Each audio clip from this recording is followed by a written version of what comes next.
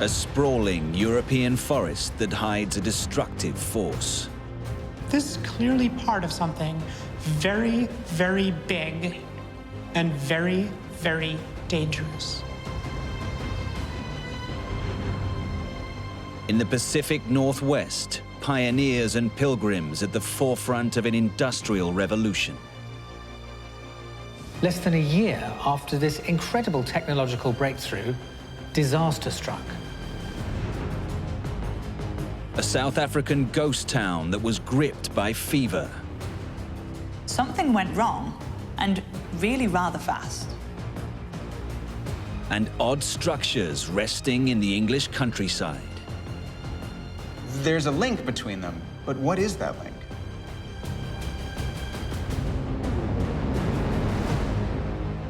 Decaying relics and ruins of lost worlds. Forged through years of toil, they're now haunted by the past. Their extraordinary secrets are waiting to be revealed.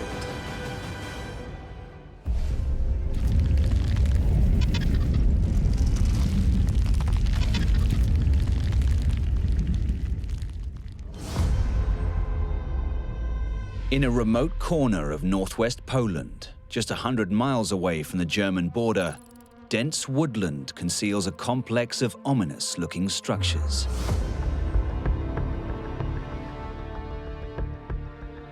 Here we are in Europe, in the middle of rural Poland, surrounded by these beautiful pine trees. Suddenly, tucked away, something catches your eye. Man's been here before, and actually, he's made quite an effort to disguise what he's done. You're not just in a wood, you're inside a very old and very well-protected facility that's all around you. In a way, it sort of feels like you've stumbled on some kind of dystopian hobbit town. You get all these doorways covered with soil, leading to something that's hidden in the ground. Whatever its origins, this place has been removed from local maps of the area. The question is, why? Somebody built something very, very strong and then put a lot of earth over it to protect it from something very, very dangerous. You also have some kind of ventilation system because you can see these grates for air intakes or exhaust. So, who built this strange place, and what is concealed inside?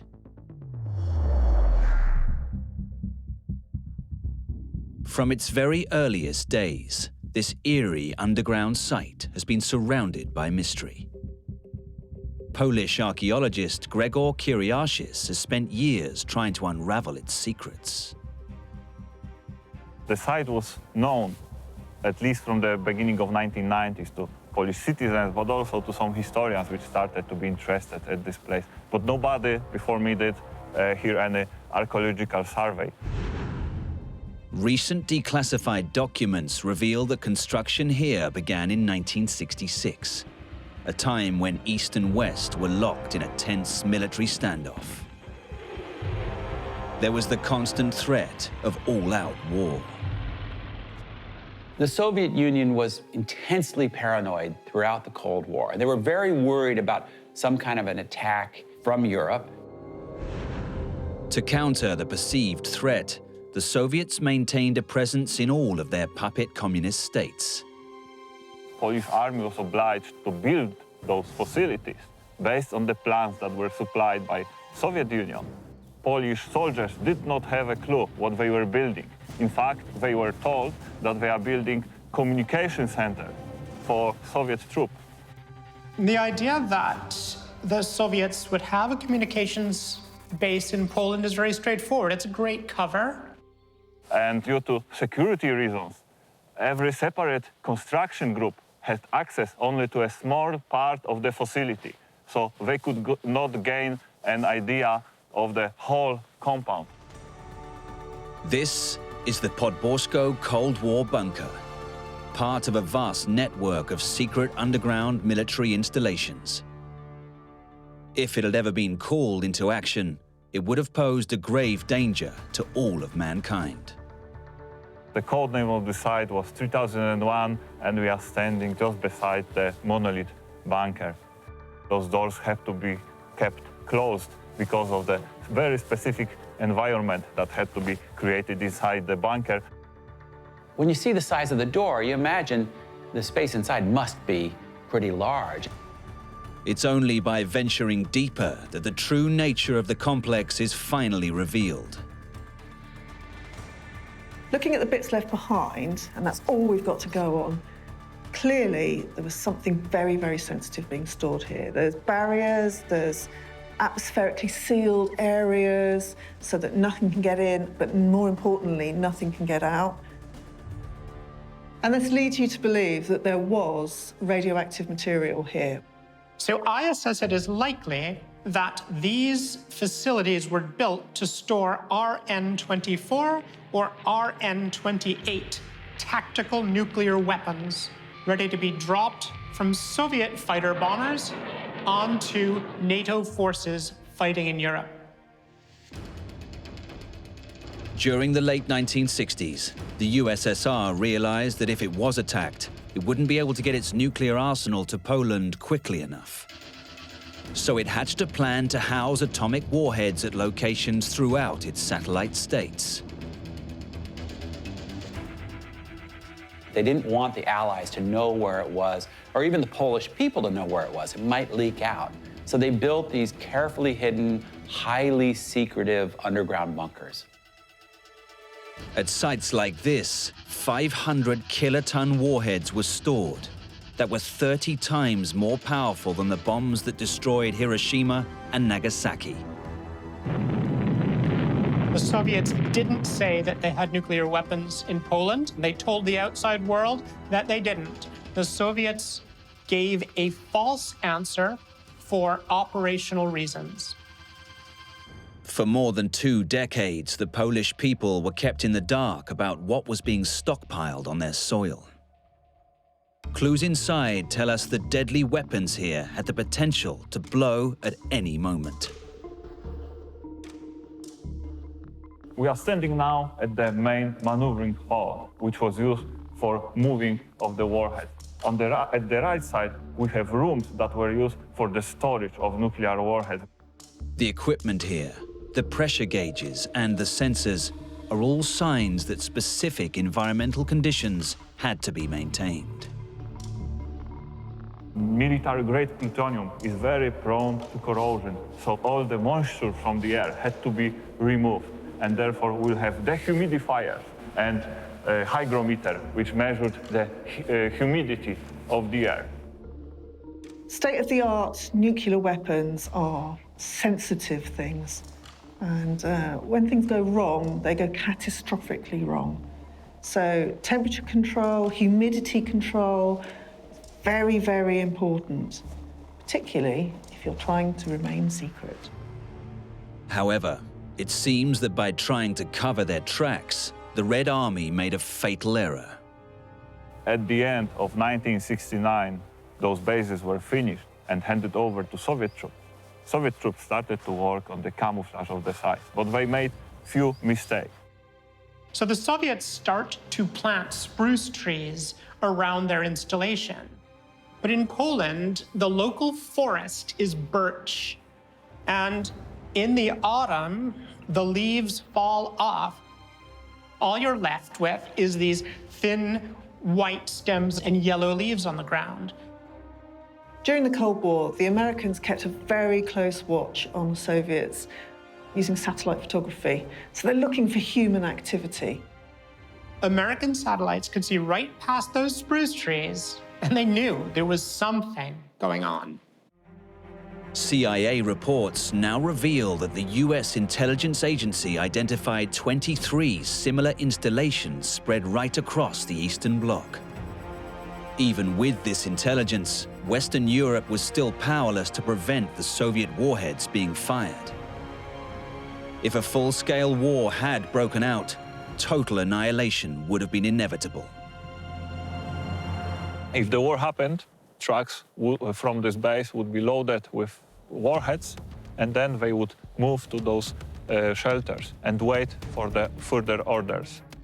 For more than 2 decades after the bunkers were built, the world lived with the threat of a nuclear war hanging over it.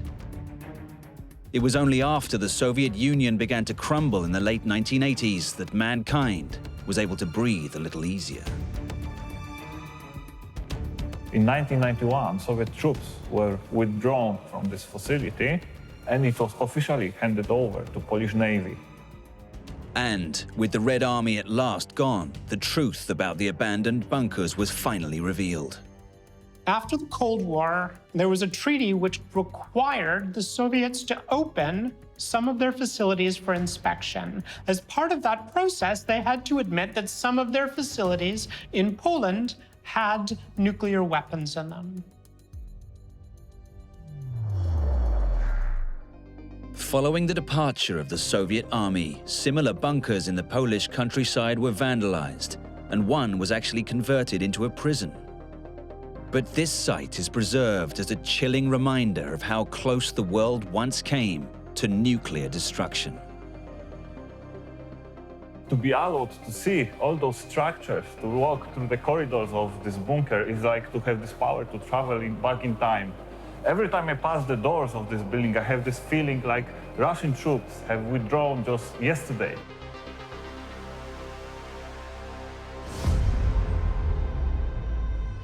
In the heart of America's Pacific Northwest, 15 miles south of Portland, Oregon, there's a curious set of structures by a large river. You look around at this site and you see industrial spheres, chimneys. Clearly there was a lot going on here. What this looks like is an empty shell of an industrial site. There are windows broken, there's rain pouring through the roof. It's a ghost site. The many abandoned buildings from different ages reveal that this place has grown and transformed over time. At the center are older ruins that don't seem to fit with the rest of the site. Clearly, this has been used for centuries, but for a variety of different purposes. You get the sense that at one point this was just teeming with activity, from machines in activation and people and hustle and bustle. So how are those structures connected? And why did this site change so much through the years? The proximity of the water is clearly a very important part of this site's history, and some of the buildings now look as if they've even been destroyed by the power of that very same water. Whatever went on here, the river is clearly the key. This was once the beating heart of Oregon City's industrial district. Over its 150-year history, this place has had many different identities. It has evolved as the needs of industry changed. But during that time, there's been one constant, spectacular feature. So what we're looking at is the second largest waterfall by volume in the United States. There is an enormous amount of potential power here. So how would this extraordinary place manage to harness the raw power of the mighty river? In Clackamas County, Oregon, a curious set of structures dominates the area. But most of the remains here provide perfect clues about the most recent use of the site. It was for the production of an item with which we're all very familiar. In more modern times, with the demand for paper, and given all the trees in the surrounding area, this became one of the heartlands for newspaper production. In its final guise, this was a giant paper mill, supplying newsprint all across the West Coast, including to the Los Angeles Times. Local expert Don Scott has long been fascinated by its history. So we're now inside paper machine number 4. This is where the actual paper making took place. This building would have been filled with people, buzzing with activity. The mill ran 24 hours a day. It's known as a paper mill towards the latter end of its life, but decades before that, it had so many other different uses. Hidden amongst the modern rusting ruins are things that are not from its recent past. These stone blocks formed the foundation walls, so what you see is very little of what was originally here. It's got a long history dating all the way back to 1832. The first people drawn to the water's formidable natural strength roamed these rugged lands for millennia. The Native Americans realized the benefits of the area because of the falls. With the sheer drop at the end of them, fish stayed in one small reservoir, making it effectively a natural pantry. So for many generations, the Native American peoples were in harmony with nature, taking fish from the river. And then when the white Europeans arrived, things started to change. As the last stop along the Oregon Trail, pioneers flocked to the region during the mid-19th century. What drew them here was the establishment of a settlement by a man who became known as the Father of Oregon. When John McLaughlin arrived, he saw an entirely different opportunity in this area with the force of the waterfall, and this realization was the true start of industrialization in this area, which expanded rapidly outwards. So the most impressive thing about Willamette Falls is the sheer power of the water coming over the falls. You can actually feel the roar as you're standing here, and as you're just completely covered with the spray, it is truly an impressive sight.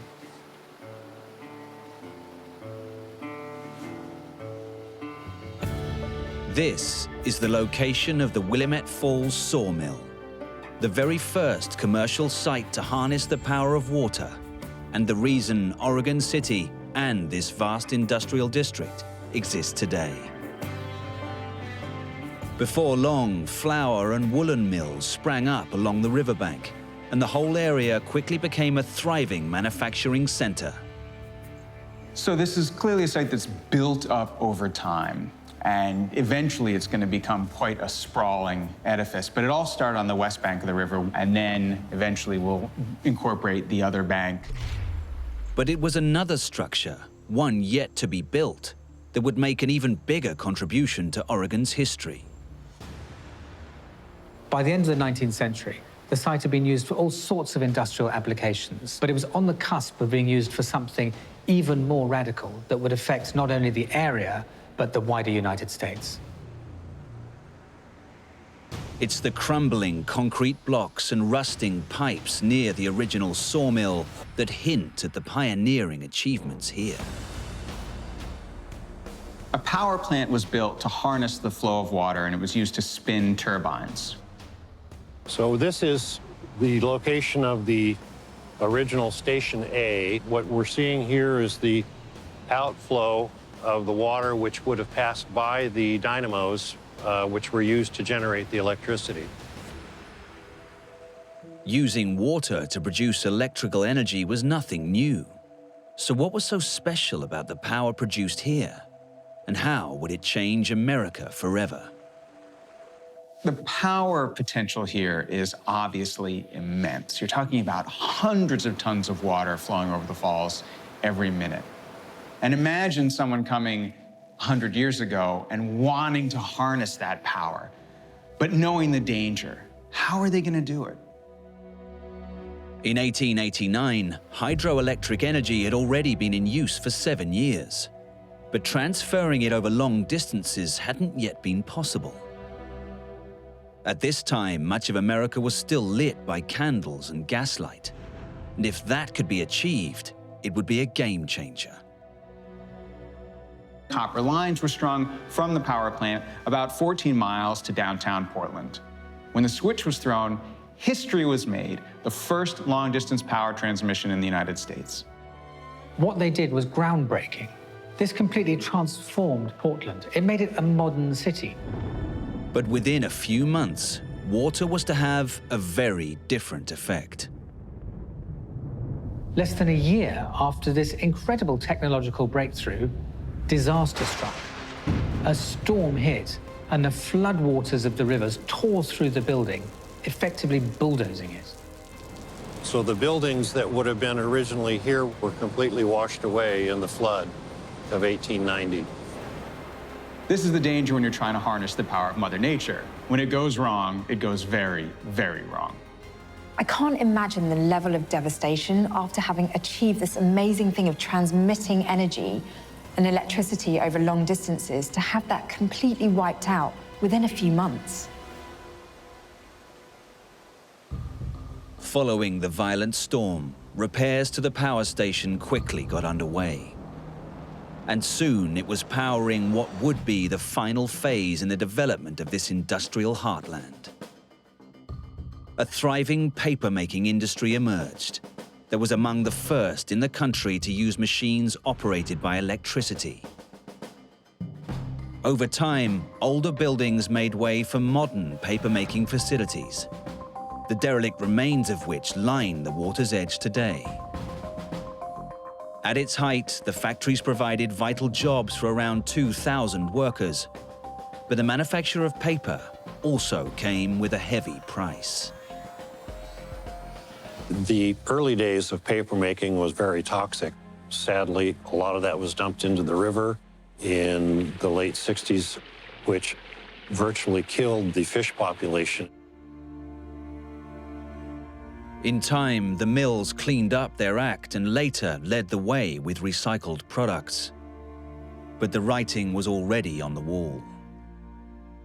In the end, the spiraling costs of keeping up with the ever more severe environmental legislation and the stiff competition coming from cheaper products abroad meant that the paper mill couldn't keep up and closed.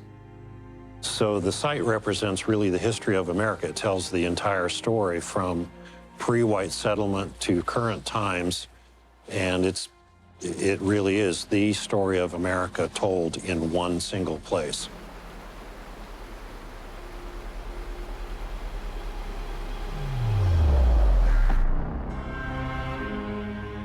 With almost 200 years' worth of industrial development still visible here, this has been a place of almost constant change. And today, with work underway on plans to redevelop the site, there's still plenty of life here yet. People have always used the area for what struck them as important at the time. And in today's age, the falls are now merely appreciated for their beauty.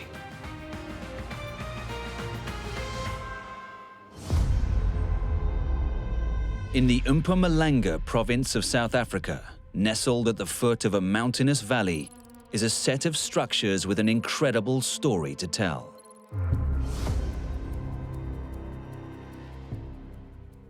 When you first sort of look at it, it's clearly some sort of abandoned town, but it's not like some small stagepost town in the middle of the outback.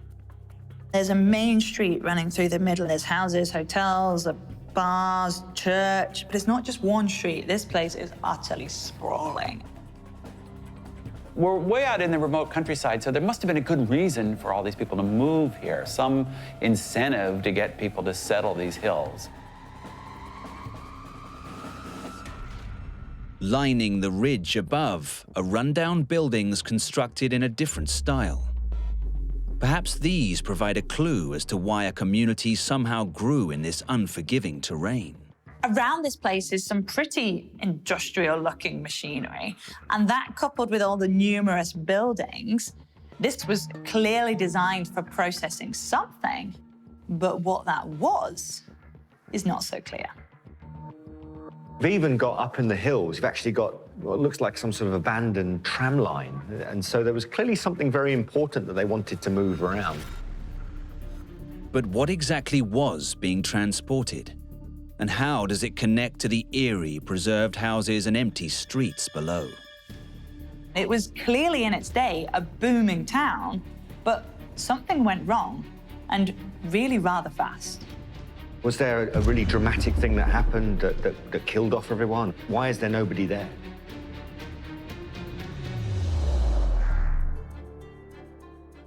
It's a stunningly beautiful landscape, but when you look at it in this remote area, you do wonder, aside from the natural beauty, why would somebody want to live out here? What would their livelihood be?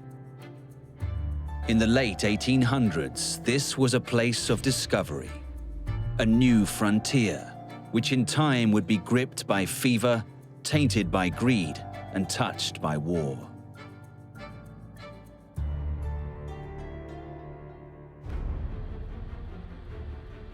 19th century South Africa was all about opportunity and exploitation.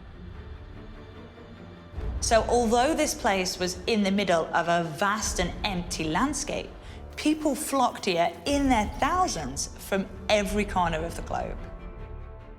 But what valuable prize first drew people here, and why did they leave so suddenly? The answer is to be found buried deep in the ground and in the streams and rivers of the country. There's not really actually clues in the landscape that there's lots and lots of mineral wealth there. So in a sense, you have to be kind of looking for it. In 1886, fortune seekers began to descend on the African continent, kickstarting one of the biggest land grabs in history. But a decade earlier, the region had been the setting for South Africa's first gold rush, and the story of how it was discovered is the stuff of legend. Back in 1873, there was a prospector who was known as Wheelbarrow Patterson because he had brought his gear all the way from the coast, literally in a wheelbarrow, over 1,000 miles. Patterson did strike it lucky in one small stream, but he kept this finding to himself. He didn't report it. But he could only keep it secret for so long. But pretty soon the word got out, and miners from all over began flooding into the area. Almost overnight, a makeshift camp sprang up. Joseph Mashego is an expert on the history of mining in this area. When prospectors arrived here, there were no proper structures, so they used tents as accommodation. Within months, 1,500 miners were working around 4,000 claims, all determined to find the most precious of metals. Before long, the ramshackle parade of canvas tents was replaced by buildings with iron roofs.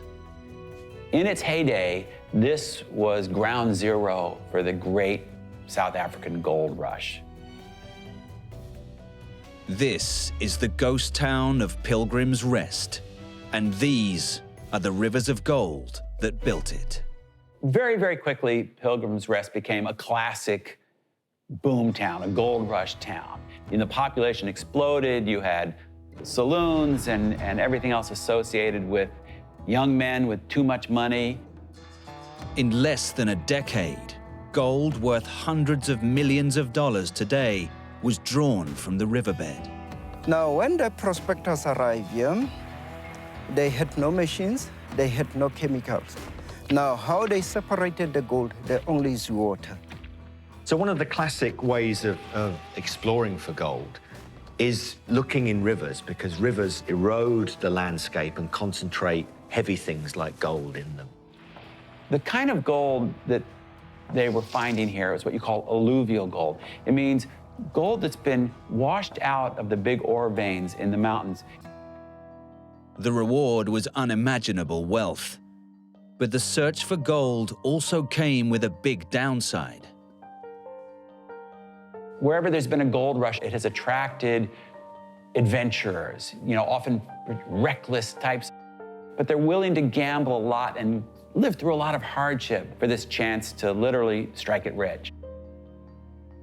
I mean, during such a gold rush, the environment is electric, but it's also dangerous. People would fall into despair if their particular plot was barren. They may even be driven to suicide. It was that sort of crazy environment. Now they suffered a lot. Then they were alcoholic. It's how they misused their money. Only 5% got rich and 95% were poor. Yet, trouble of a different kind was brewing. In time, gold from Pilgrim's Rest was to become involved in a bloody conflict, one that would result in the deaths of thousands. At Pilgrim's Rest, the advent of the Boer War meant the mining industry pretty much shut down. The Second Boer War began in 1899, and it was fought between the British Empire and two Boer states, Orange Free State and the South African Republic. The Boers were of Dutch descent, and they were fighting for independence from British colonial rule. Outmanned and outgunned, the Boers were forced into retreat. But it was the gold from Pilgrim's Rest that provided them a lifeline. The Boers took over the area and a lot of the miners were forced to leave. The Boer army desperately needed to raise money. Using gold from the mines, a makeshift mint was hastily assembled. 530 so-called Pilgrim's Rest gold coins were struck. But before they could be used, the Boers were forced to surrender. But this was just the beginning. What was in store for Pilgrim's Rest was so much bigger than anyone could have ever imagined. Hunger for gold would eventually drive technological innovation. Although the mine's most productive days were still ahead of it, the dreams of many were left in tatters. Some of the different operations mining for gold, they merged and they built a much more industrialized mining operation that kind of took the place of a lot of small groups out there with their picks and shovels. That starts to explain the big machinery, it starts to explain the sort of rock crushing equipment. So once you begin this mechanized mining operation, you need a lot of power to run it. The solution to this was the Belvedere hydroelectric power plant. And this became the largest, at its time, hydroelectric power plant in the Southern Hemisphere. We are sitting right at the bottom of the Blythe River Canyon, where the Belvedere power station is established. We had electricity before England and France when they were still using gas. This impressive feat of engineering pumped out over 2,000 kilowatts of energy. Armed now with a constant, reliable supply of power, production at the mines stepped up a gear. The real wealth of this area could finally be realized. This tram line took the mining of this area up to a whole new level. It meant that huge amounts of iron ore could be transported at one time, and with it, the gold that's hidden within. The main boom period for this mine actually was 1913, 1914. They were producing 112,000 ounces of gold, leading to a profit of 550,000 rand, which you might not think is that much money, but in those days, it was an awful lot. But for Pilgrim's Rest, the industrial mining that brought such prosperity was also the cause of its demise. With the land stripped of its worth, gold production steadily declined, and the people began to leave the town. Some amount of mining limped along until the 1970s, and then they shut down for good. But the town didn't completely disappear, as is so often the case.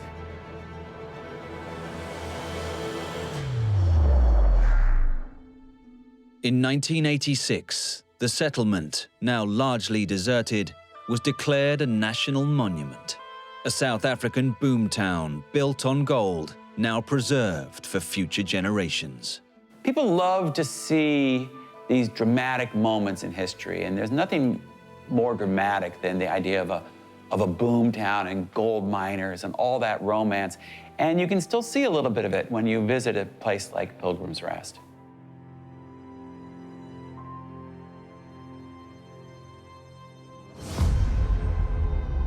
In southwest England, in the county of Somerset, relics of a long-gone era are hidden amongst the rolling hills and green pastures.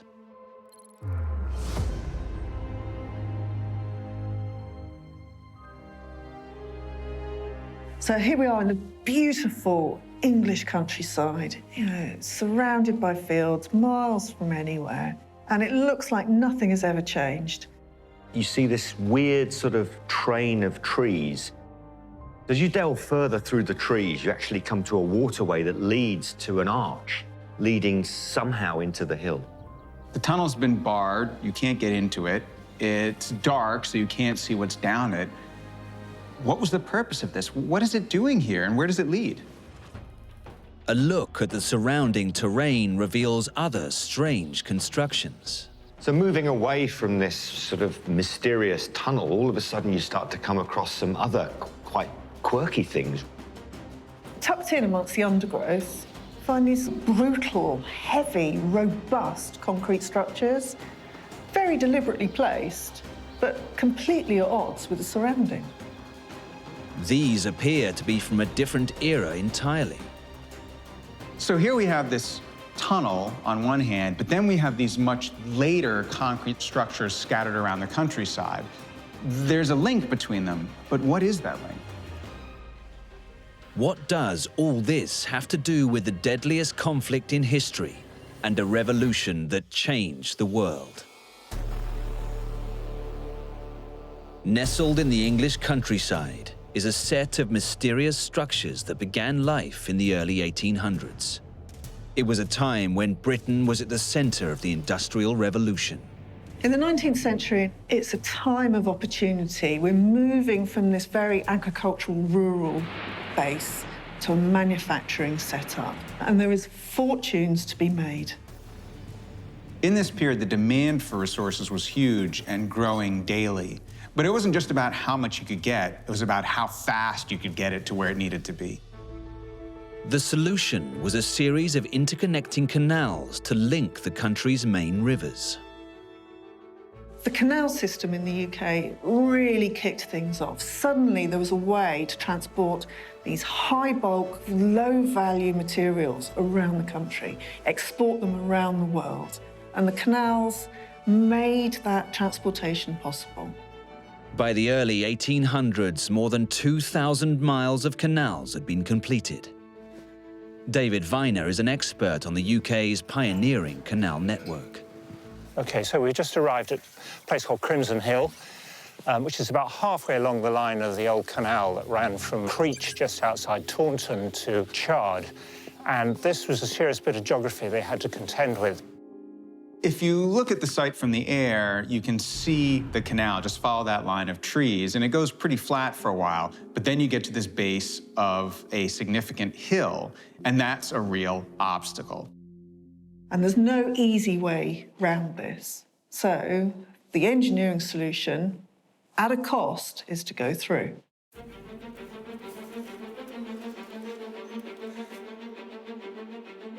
This is the Crimson Hill Canal Tunnel. I'm just coming to the entrance of the tunnel. The first time I've been here, so it's quite exciting. It's fenced off to stop intruders. So unlock the door. Construction of this 13-mile-long canal began in 1835. It was the 5,400-foot tunnel that presented the biggest engineering challenge.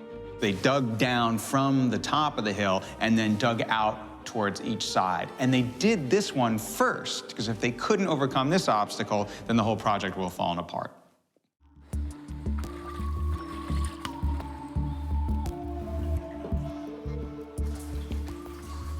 So we're travelling through the Crimson Tunnel now. I don't know when the last time somebody came through, because it's normally gated off. This is really quite exciting. It is in very good condition. Water dripping through in places. But the clock was ticking. A brand new invention came along to threaten the future of Britain's waterways. So in the case of the Chard Canal, it was always at a disadvantage. It was built late on in the canal period, right at the end of the canal period. By the 1840s, the railways were coming. And the advantage of the railways is that they were much faster and they could carry a lot more freight. By the middle of the century, there were more than 6,000 miles of railway track in Britain, connecting more of the country than ever before.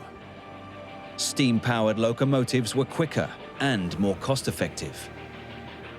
For the nation's canals, the death knell had been sounded.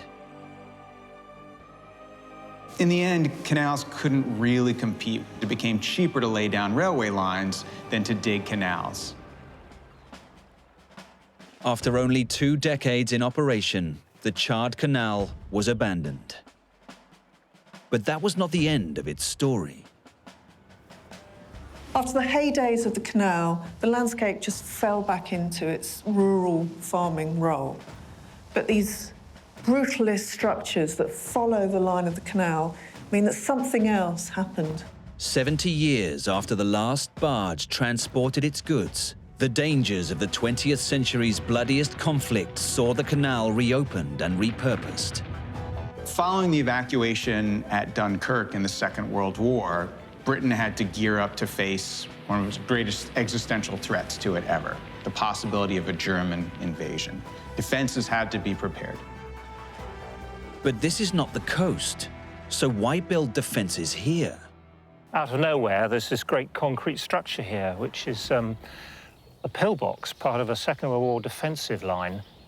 And it's in an absolutely commanding position, and there's another one over there, so they could control the line of fire in 2 different directions. This is the Taunton stop line, a continuous 48-mile anti-tank structure that runs between the Bristol and English channels. It was to form a crucial part of the nation's defenses should Germany have invaded.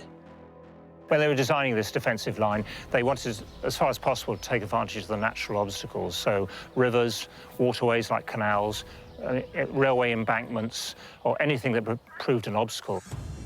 In just a matter of months, 18,000 pillboxes and lines of so-called dragon's teeth were constructed at vital positions around the UK.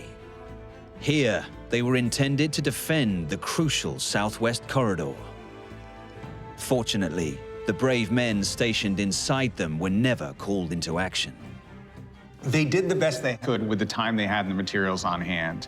But in the end, these fortifications were not going to stop a determined enemy for very long. If you were stuck in one of these pillboxes, it was likely going to be your last stand. By 1945, with the threat of invasion long gone and Nazi Germany beaten, the defenses became redundant, and they quickly fell into disrepair. This is not state-of-the-art defensive engineering, but what it is a very quick, a very cheap solution. It gives heart to the population that they're being looked after, that they're being protected. Today, they still survive as a visible reminder of Britain's and Europe's bitter struggle against tyranny.